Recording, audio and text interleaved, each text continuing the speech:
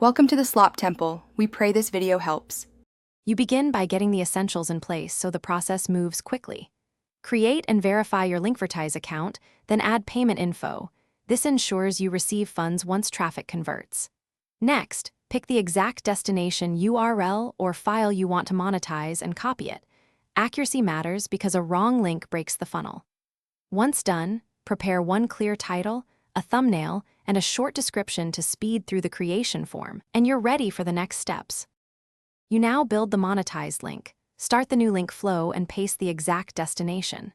Select the appropriate monetization method, download gating, redirect, or content because that affects conversion and user friction.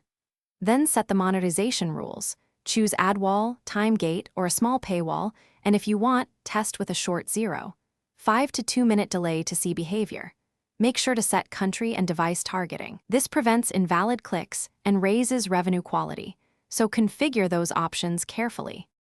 You finish by publishing and testing the short Linkvertise URL.